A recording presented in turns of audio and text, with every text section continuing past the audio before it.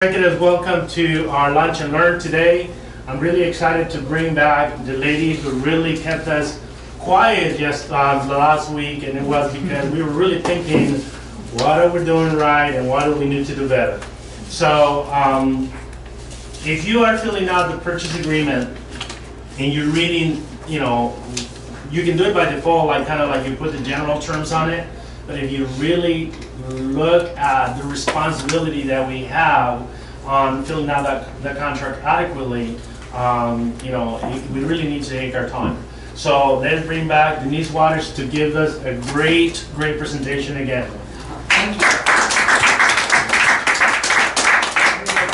Hello, everybody. As I said before, I do need reading glasses, so I will put them on. Last time I had a little fun, they were off and on a little too much, so I'll try to do better about that today. Michael asked me to start at the escrow title area, so we'll pick back up from there, even though we addressed that last time. So we'll cover some additional items. The way the class works, of course, is informal. If you have any questions, please feel free to ask along the way. Everybody has different levels of experience, and so we all learn from each other. So please feel free to provide any input. And Lena actually shared something with me last time about making sure that I foot-stomp the relationship between the TDS and the natural hazard disclosure. So everybody, please feel free to chime in at any point. All right, with that said, we'll go ahead and move to the slides. I have slides, but we also have, everyone should have a copy of the contract that we passed out last time. If you don't, there are a couple extra copies. Is anybody without a copy? Okay, great. So it'll be a two-pronged approach, if you will. There are slides, but at times we'll be actually looking at the contract. So we'll do that. If at any point in time I confuse you, I'm moving too fast, too slow, feedback as well. Okay. Let's go. So for today, I said we're going to start at paragraph 7, allocation of costs, and we're going to go through paragraph 10. For the third session, we will conclude the contract, hopefully. Okay. So for escrow and title, and in the contract that you're holding, that actually would be on page 2 at the bottom. Oh, excuse me. Page 3 at the top. I can actually read, yes. I got my glasses, right? Okay, escrow and title. So a couple things to note. First, and I'll deal with the contract itself. On the contract, we can specify whether the buyer or seller is going to be responsible for the escrow fees and which company is going to provide that service. One of the things that I want you to note is, in addition to escrow, there's also the owner's title insurance policy. Owner's title insurance policy is what the owner gives to the buyer to make sure that they have free and clear title. Or if there are any exceptions, those exceptions are called out in the prelim, and the buyer signs up to those. The buyer's insurance for the lender, to protect the lender in the case of the buyer defaulting, that is not the insurance that's covered in this section. Okay. And if you go to paragraph 13E, which we're not going to go to right now, but paragraph 13E in the contract is the one that tells you about the owner's title insurance policy. Denise, can I say something? Yes, you may. How many in here who have listings pretty much want your buyer to use your escrow and your title? Everybody? Mm-hmm. Okay. I want you guys to understand that it is illegal for you to have to mandate that they use your escrow and title. Okay? It's against RESPA Section 9. So therefore, whatever you do, if you want them to use your services, persuade them to use it, but do not tell them that they must use it. If you do that, you can be in violation and they can sue you for 3 times the amount of the services. Okay? So when you are selling your services, when you have a listing, sell the benefits of the services, but please do not tell them you must use this, you must use my services or you're not going to get the transaction. Okay? Because it is a violation of RESPA, Section 9. Okay? Let's give you 1 second.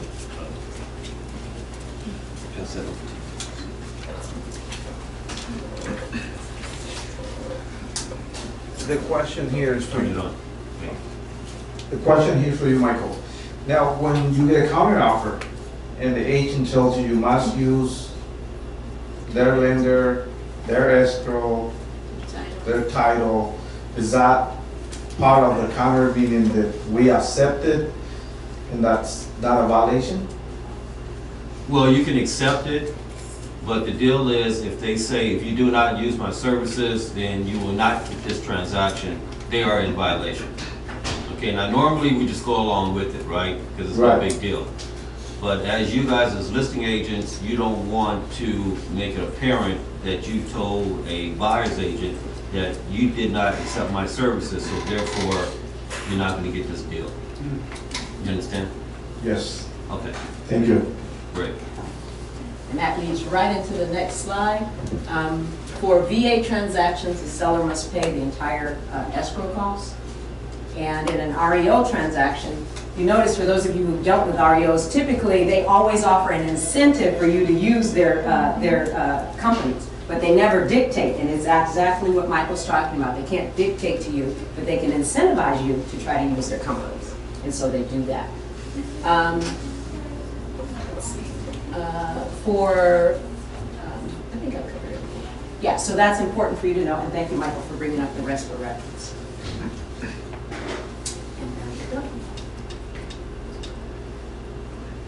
For the next paragraph, which is paragraph number 8, other costs.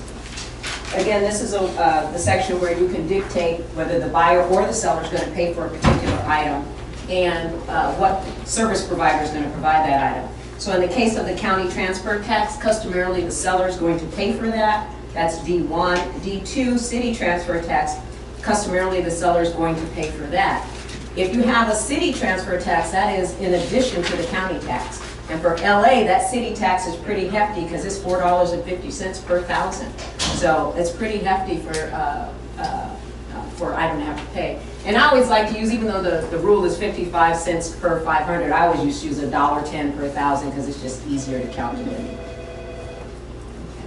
Everybody know you can, most escrow officers can give you the list, or if you Google, that list is available for the cities that have city transfer taxes. When it comes to homeowners association fees, which is for item 3, 4, 5, 6, and 7, D 3, 4, 5, 6, and 7, the transfer fee is normally for changing records from the buyer to the seller, from the seller to the buyer.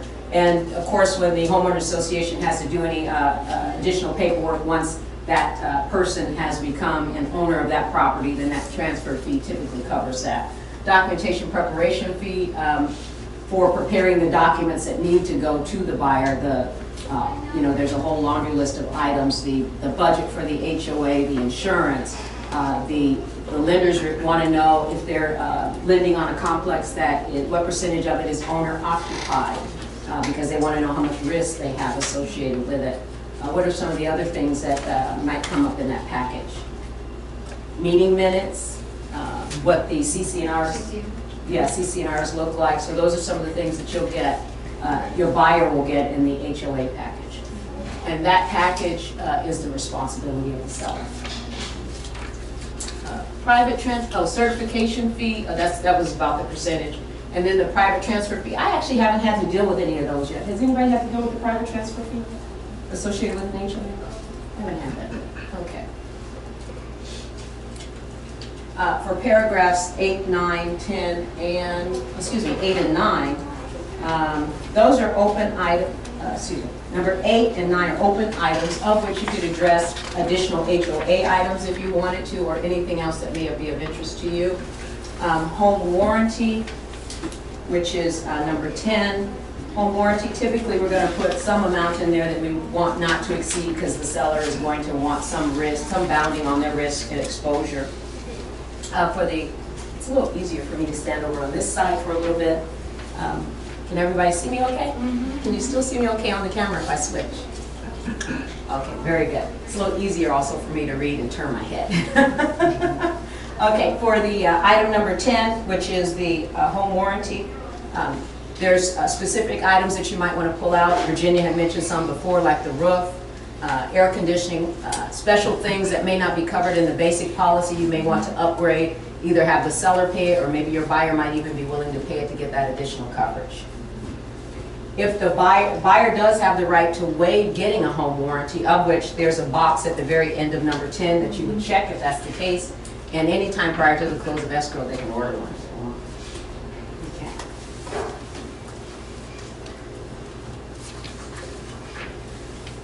Then if we get down to box number 8, items included and excluded from the sale. One of the things to note, we know that the MLS gives us what the particular property consists of, and it normally advertises if there are certain items the seller's going to leave, but that MLS and that ad, they are not the binding document. The binding document is the contract. So anything that you think the buyer wants, anything the buyer wants, or the seller wants to take with them that might be in question, you will need to make sure it gets addressed in this section. So B1, fixtures and fittings, the classic definition, fixtures were typically anything that was attached to the property, but in today's environment with all of the technology and other things, that concept has gotten expanded even further. So, for fixtures, if you look at B2, existing fixtures and fittings, there's a whole laundry list of things that are included in there. Electrical, mechanical, heating, etc. that might, that they list those so it creates no confusion about those.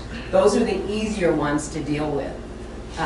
But then when you get to the point of B3, anything anything above and beyond that might be addressed in 1 or 2, if you want to be included, then you would address it there. Okay. Anybody have any particular situations in which items that, or transactions in which they forgot to mark something and they had some issues that arose out of that? Okay. Yeah. So, so for C, you can do that. Oh, I have one. Yes. Mm-hmm.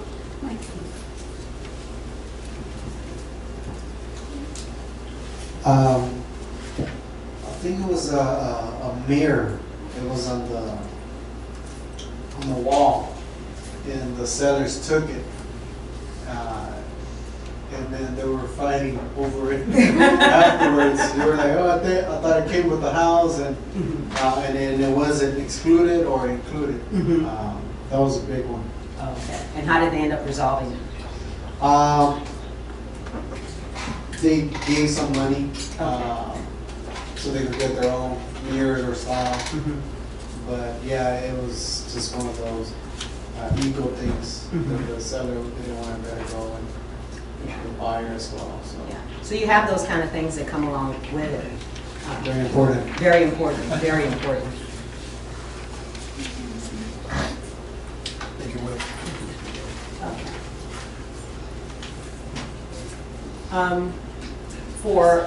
For the items that typically create the most problems, they're there for check boxes. All stoves, all washers and dryers. Now, if there are secondary items, meaning they have a refrigerator in the house and a refrigerator in the garage, all refrigerators stay with the house. So if the buyer does not want that refrigerator in the garage, then you just need to, in the box below, state in the line below, just state that, you know, they don't want the refrigerator in the garage. As a seller, you need to know, your sellers need to know that all refrigerators, all washers and dryers, not just one, go with the contract, unless you ground rule it out otherwise. Okay.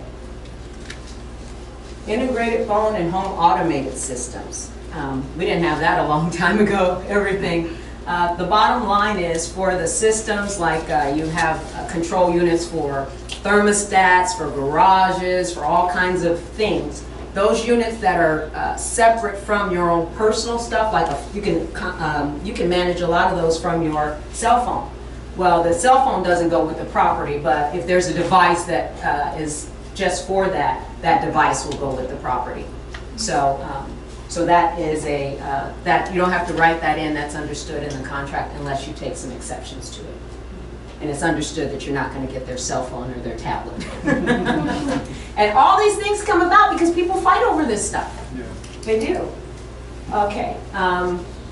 We talked a little bit about this last week, though. Liened and leased property. So this would be paragraph B5. There's going to be leases of solar panels. Actual people will own the solar panels, and they'll be liened. The property will be liened, so you just need to be aware of that. Typically, the liens are going to show up if you're the listing agent. You're going to pull a prelim. Ideally, shortly after you take the listing, because you want to know if there's going to be any issues that you're going to have to deal with. I'm in escrow right now on a transaction in which the listing agent didn't pull the prelim when he took the listing a couple months ago, so it was found out in the midst of the escrow transaction that there was an issue that the seller had to clear. So thank God we did finally clear it yesterday, but if you do that up front, then it saves you the trouble later on. Any questions about that? Okay. That's pretty much straightforward for B5. And, brackets and holes. Yeah, when you have, so someone takes their television down, which they say the television is not included, the holes in the walls, they're required to patch the holes but not paint them. So we just need to be aware of that. That's the standard in the contract, that they'll be patched and not painted, and it's also in the request for repairs. Okay. Paragraph 9, closing and possession. This paragraph is important for a number of reasons. One of the things we don't normally think about is the liquidated damages. That 3% constraint is set for owner-occupant properties. So that's a big deal if you actually got into the point where you're fighting over the liquidated damages and your client, by chance, was not going to live in the property. The other thing, of course, you know, is for the loan. If owner-occupied is the best form of finance, best rate in terms of financing that's available out there, so that's important as well. Also, you'll find out if the seller's in distress, then you want to use a different kind of purchase agreement because there's extra language that's incorporated, so you want to use that notice of default purchase agreement. So those are important. And in the MLS, the terms will show whether or not it's in distress. Normally, if the listing agent was good at identifying all the things for you. I have a question. So you said that the liquidated damages doesn't apply if the owner is not going to occupy the property? No. What I said was the 3% limit applies for owner-occupant properties. Okay, Yeah, so you're not constrained to the 3% limit. got it. Mm-hmm. Thanks. Mm-hmm. Good question. Yeah, excellent question. Yeah, when I looked at that, I was like, wow, kind of forgot that. I just automatically think about, yeah, so that was good. Revisiting the contract was excellent for me because it's helping me sharpen my skills. Things that I knew or did not know brings it back around for me, so that's really good. For seller occupied, for possession, for seller occupied property, the default time in the contract is 6 p.m. and they changed that because of the late recordings so that there was enough time to get that done. And for recordings, most of you know that the special recordings for the most part are no longer available if you're aware of that, except for if there's a principal who's involved in the transaction that's willing to go with the title person, or the title person, they can actually delegate authority to the title person, or the principal always has to be with them. Does somebody remember for sure? I think the principal. One of the principals. Has to be in the transaction. So you can still do them, you just have to make sure that that occurs. Okay. There's a question regarding Melrose. Miller's? Okay. Where did it go? Where did you circle it? Where did you check it? Okay, we're going to deal with that in one more slide. Thank you. Okay, thank you. Okay. If the seller remains in the property beyond a close of escrow, then you want to do a couple things just to protect yourself, the seller and the buyer. So if the seller's going to stay in the property for more than 30 days, then you want to use the residential lease agreement after sale to protect the buyer and the seller. And then if it's going to be less than 30 days, then the seller in possession form, even if it's just one day. If you wanted to be contractually correct, it doesn't mean you're going to get caught. you know, probably not, but we always want to take the higher ground and protect ourselves and our clients. So, so that's what we should do. And correct me, Michael, Martine, or Leonel, if I say something that is different than company policy or something, because I'm still learning some of the company rules and stuff. But that's the textbook answer. And in the case where the buyer may move in before the close of escrow, which sometimes happens, then the interim occupancy agreement, you would want to have that for your buyer to protect the seller. And then Could you explain that a little bit more? How do you know that? yeah. So if I'm trying to think of a situation in which the buyer needs to move in before, let's just say the buyer has to be out of their property, the seller's property is vacant, and the seller says, you know what, buyer, okay, you can go ahead and move in a week before closing. Then that's when you would want to use the interim occupancy agreement, which is basically just a rental agreement, just specified towards a buyer coming into possession before they actually own the property. Does that answer? Okay.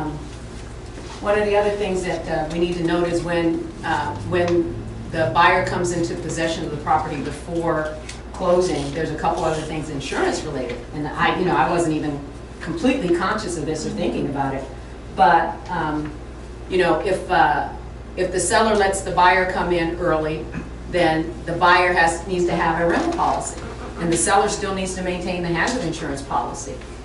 If the seller remains in possession after closing, then the seller now needs a renter's policy, and the new homeowner needs a hazard insurance policy. The lender will make sure that the homeowner has a hazard insurance policy because of, oh no, I'm sorry, wait, I got myself confused. Did I just say before closing or after seller in possession after closing? So yeah, then the lender would have made sure that the buyer had the hazard insurance policy. But those are, yeah, so make sure that you at least consult your buyer and seller to look at the insurance if you're going to do any transaction before the closing. Tenant occupied property. So the contract defaults to the property supposed to be provided vacant, but we know in today's environment sometimes the sellers are selling more property now with tenants in place for tenant and foreclosure type rules or other rules that might apply.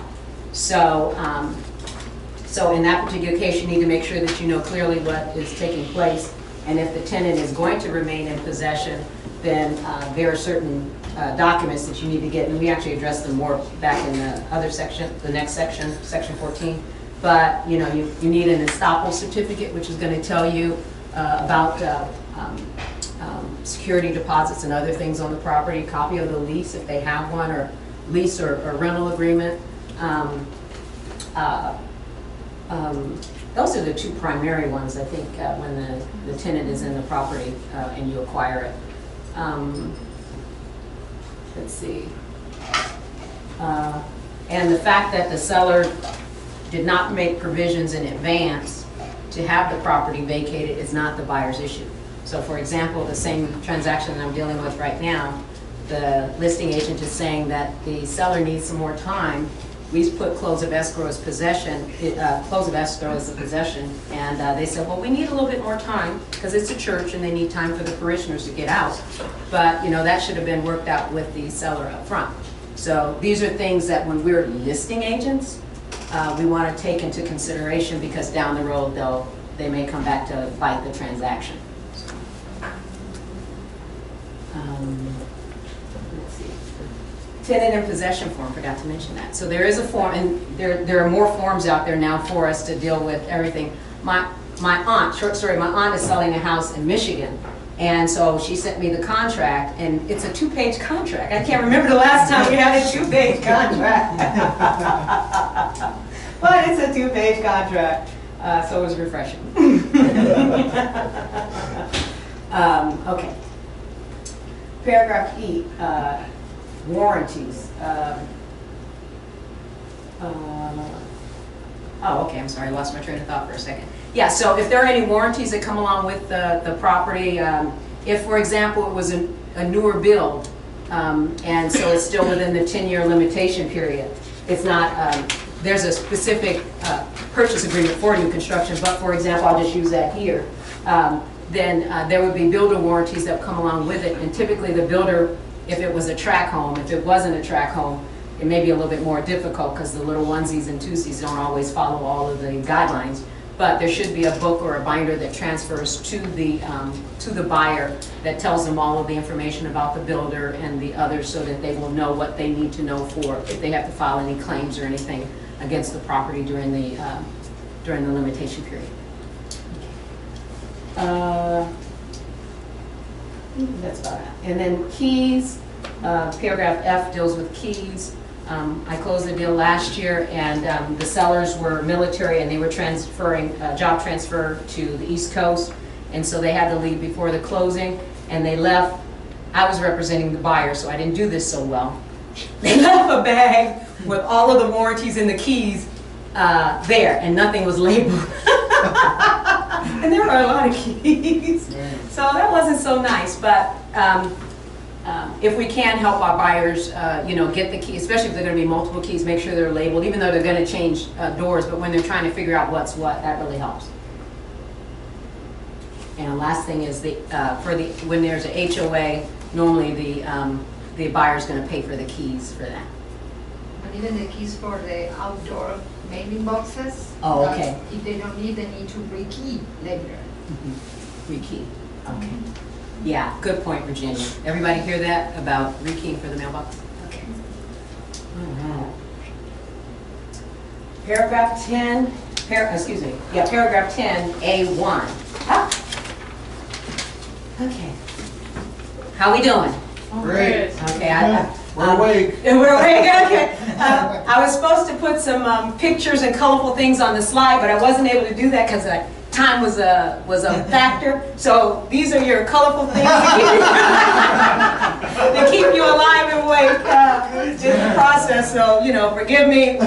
Maybe by the time we get to session 3, we might actually have some pictures on there for right now. Okay, statutory and other disclosures, big section, important section. So federal law requires sellers for any property constructed prior to 1978, we know about the lead-based paint, so you need that lead-based paint disclosure. And then California law is the one that mandates the transfer disclosure statement and the natural hazard disclosure statement. And then I have the paragraph reference there where you can go look at the information on the natural hazard disclosure paragraph. And we'll talk about each of those. Melrose! Lena? All right. Okay. All right, we have a question coming then about Melrose soon. But for the natural hazard disclosure report, we know that typically third parties are providing those, and that's excellent because sellers did not have time to go down to the county or other places to see what might be on the property. So that really helps. And also the disclosure was anything that you know. Well, of course, then you don't know anything. For all of us who bought a house prior to the, prior to third parties doing the natural hazard disclosure report, if I had the form, I was the buyer. Selling. Let's say I was selling my own personal residence. I wouldn't know. I don't know. So therefore, you can't. There's not much to tell a buyer. So that really wasn't fair. So it was great that companies came around to provide that service, so that now there's much more information because most of it was public record. You just needed to go know where to go get it. It really helped the process.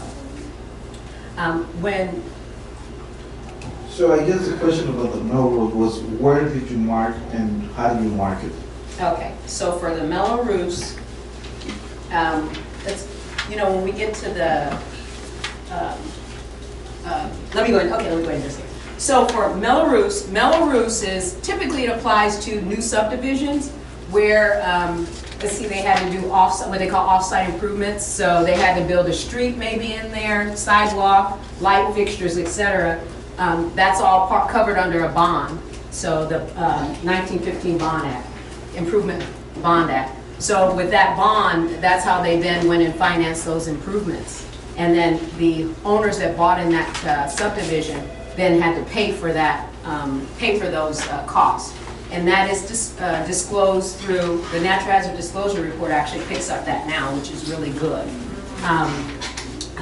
So she wants to know, where do you write it? She wants to know, where do you mark it, how do you mark it, or how do you describe it?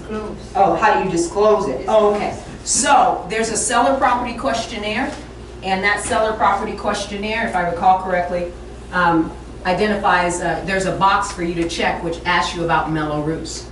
And then you will know that if you don't have the if you don't have your natural hazard disclosure report at the time in which you fill that out, then the natural hazard disclosure report will address it, and then that supersedes. If it contradicts what you put on the seller property questionnaire, it will supersede it, because any report that the buyer any report that the buyer pays for themselves, which they don't typically pay for that, so let me correct.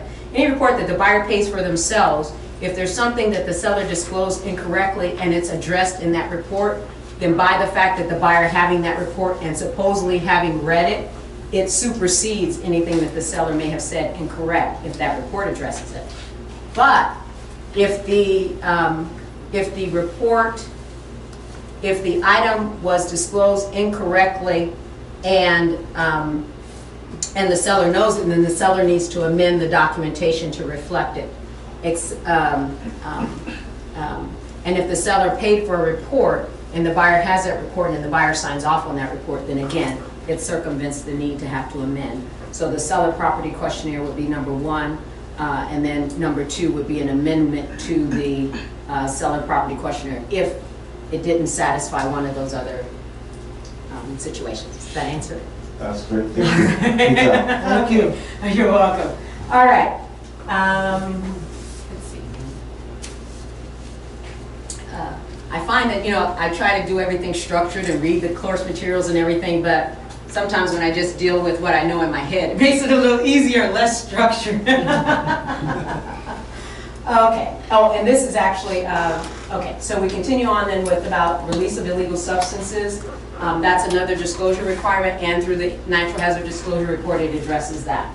There are situations in which the natural hazard disclosure report and the transfer disclosure statement, those two California mandated activities, are not required, and probate, bankruptcy, those are not required because theoretically the person who then is selling is an heir, or the state if they died without a will, if they died intestate. There'll be some third party who knows nothing about the house, so then they're exempt. Same thing applies with REO properties because they've never lived in it, so they're exempt.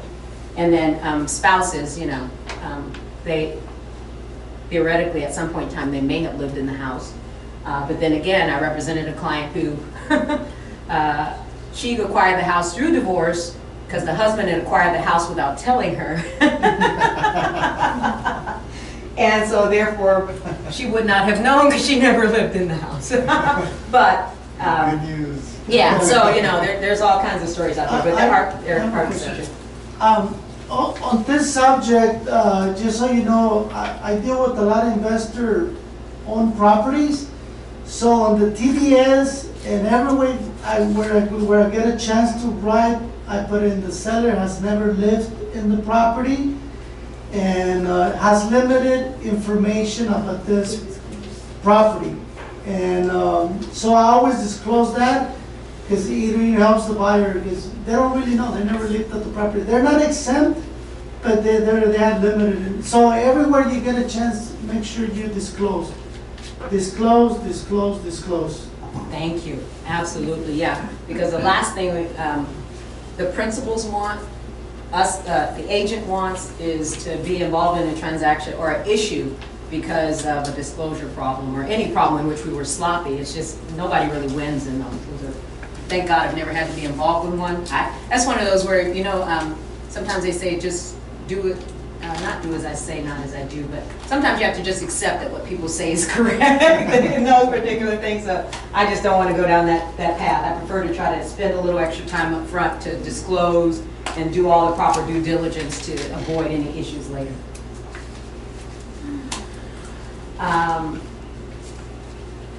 Okay, so even though we disclose on the transfer disclosure statement, if there are any other material facts that don't get disclosed on that statement, the seller is still responsible for disclosing them. So, and if we as licensees know of something, we are also responsible for disclosing. So, so just need to be aware of that. And then the federal law about the lead-based paint. I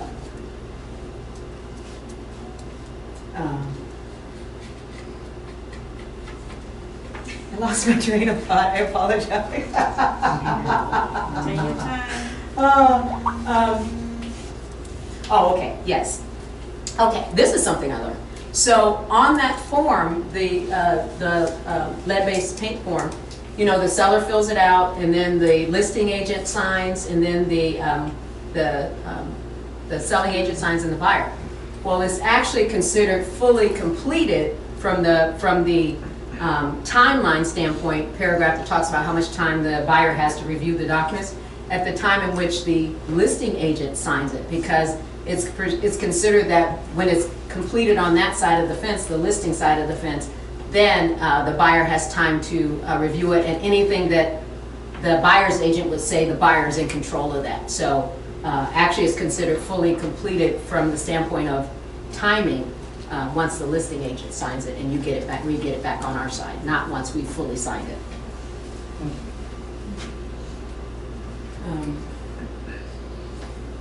Oh, there we go. That's that section right there. Okay. The buyer can't give up the right to receive either of those reports. Sometimes the buyer may not feel like they need it. For example, if somebody's going to build something, they might say, oh, I don't think I need it, but still, they still are required to get the disclosure. We talked about the seller property questionnaire. Even though contractually they make those exceptions about the TDS, even though there's an exception, they still have to fill out the seller property questionnaire. It doesn't exclude them from having to do that.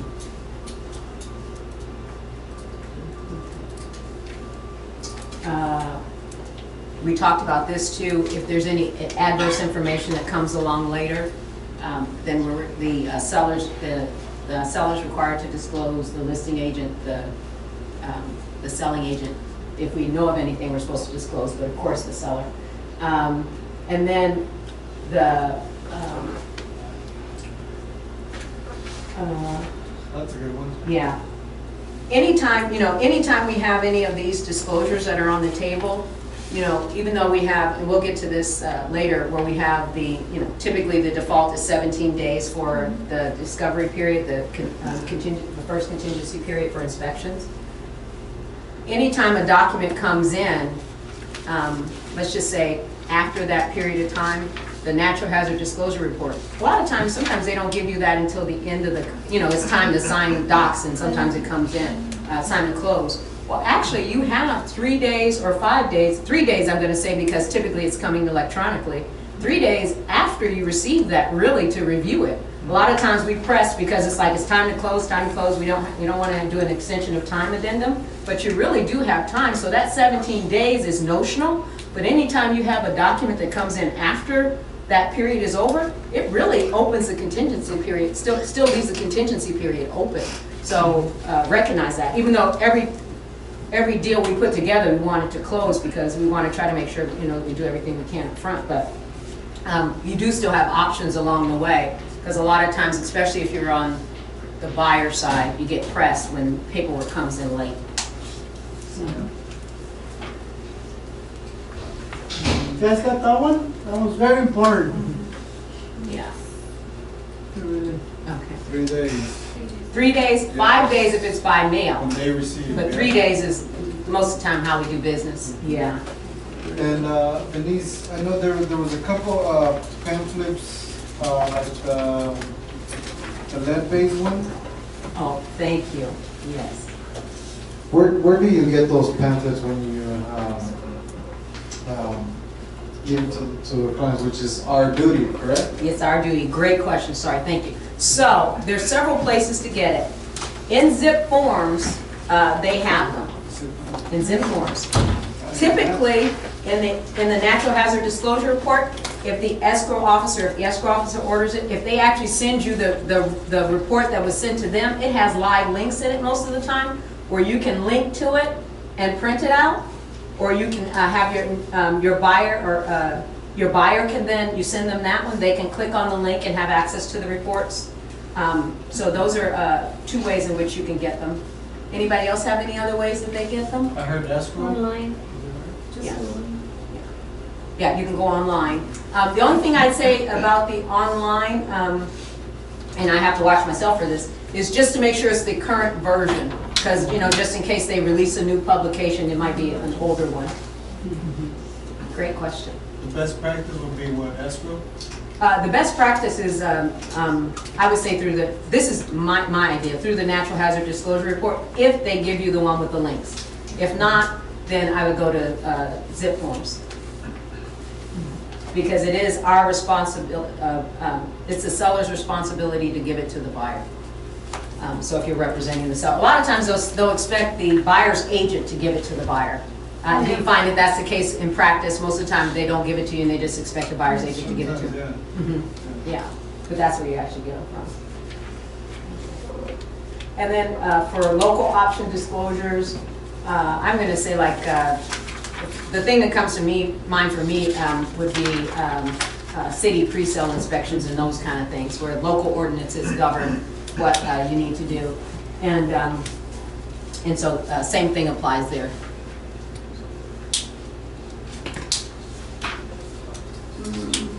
Okay, in the natural hazard disclosure requirement, there are 6 primary areas, of which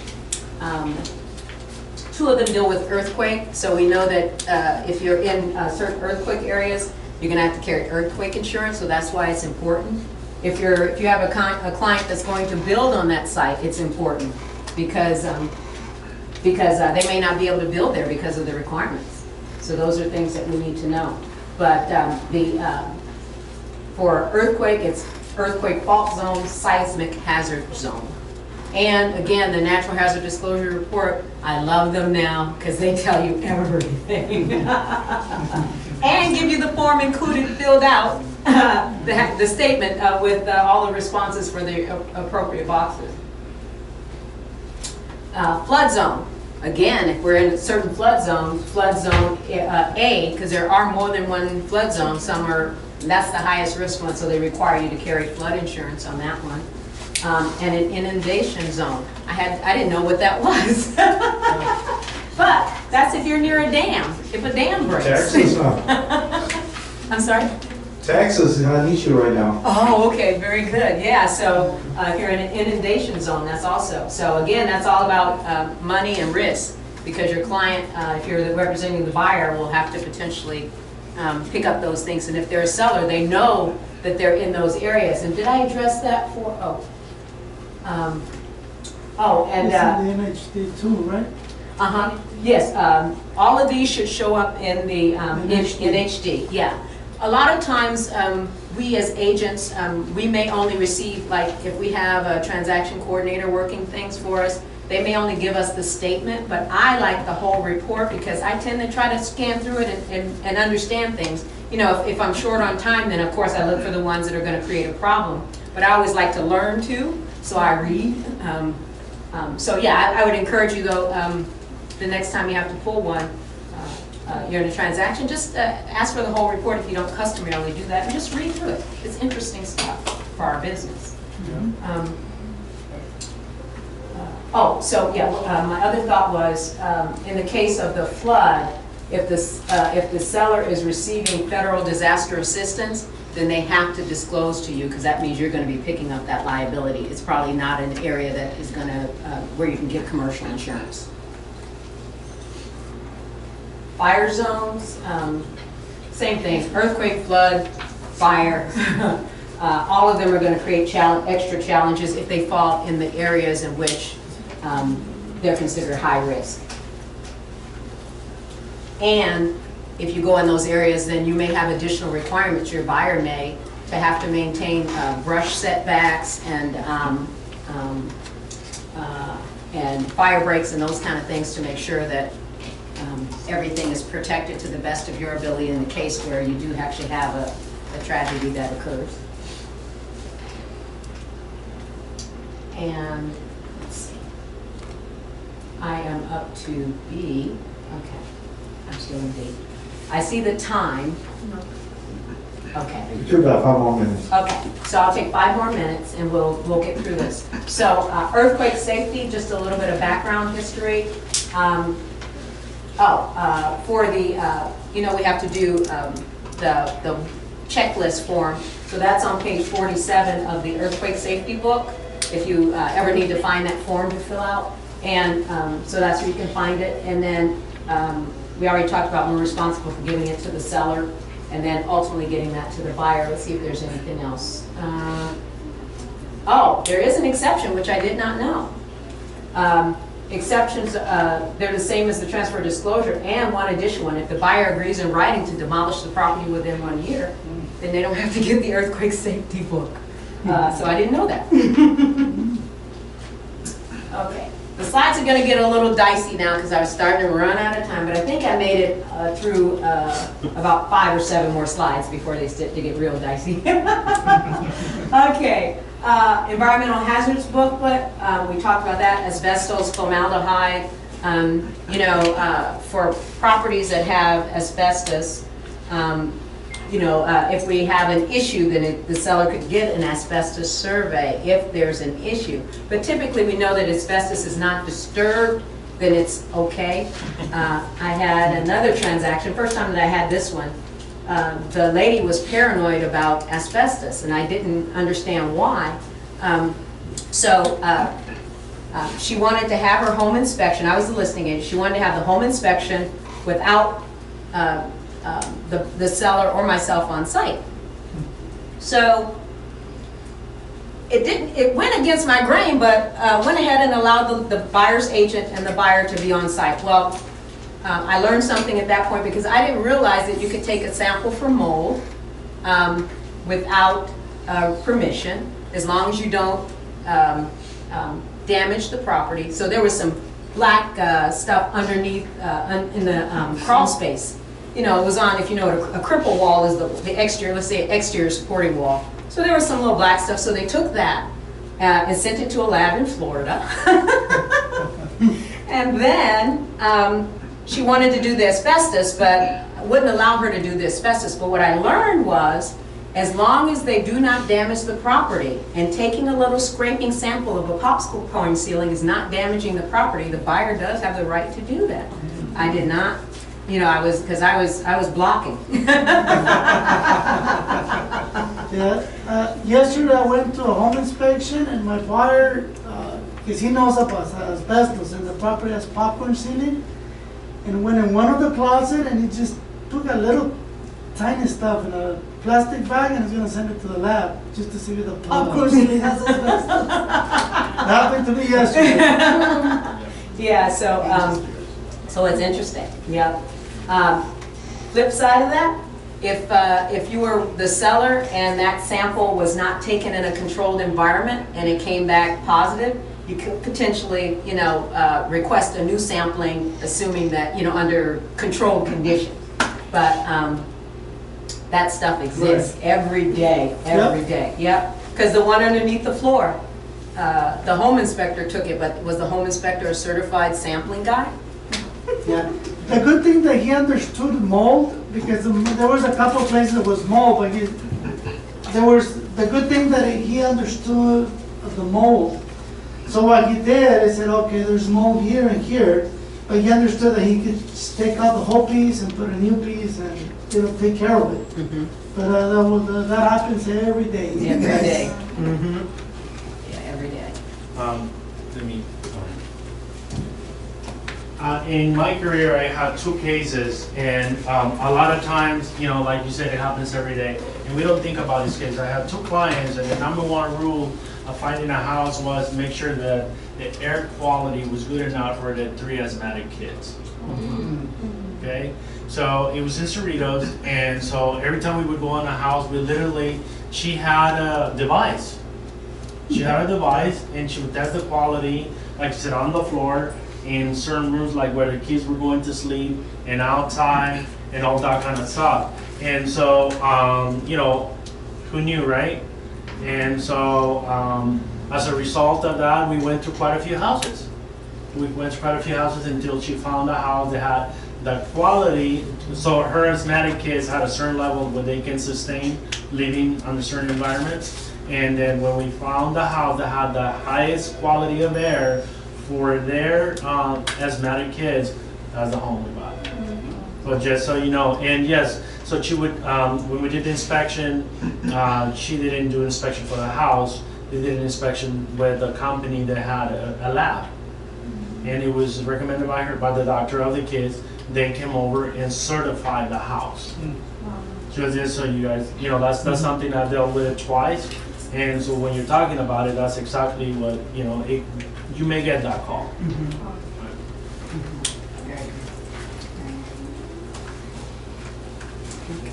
And then, is this a good breaking point? Okay, I think this is where we're going to end the class for today. And we're scheduled to resume not next Wednesday, but the Wednesday after. And by that point, we will make a decision on when this will end. Next chapter. Supposed to be one, right? When is that? Okay, so look, we can. This is a great way to learning something that we don't sit down and look at item by item every single day. We're going to go a little bit this way. Okay, so the bottom line is she's doing an amazing job in her second class. You know, you're going at it, you're preparing as much as you can, and you're doing it. And I applaud you for that. So give her a big round of applause. Right, we're continuing it. So we're skipping one, and then, okay, perfect. Michael, the success story. So the other part is that who wants to get in here? Okay, so next time you pick a topic and you do a presentation in here. This is all about increasing your presentation skills. Martina and I were at our class last week, and the one thing the guy said is increase your presentation skills, because no matter what, you're always presenting. Whether you think it or not, whether it's one-on-one or 2 people or 3 people or 100 people, you're always presenting. So great job. Keep up the great work. Keep up. All right, guys, so this is it for our meeting today. Thanks so much for being here, and I'll see you here next week. All right. Thank you.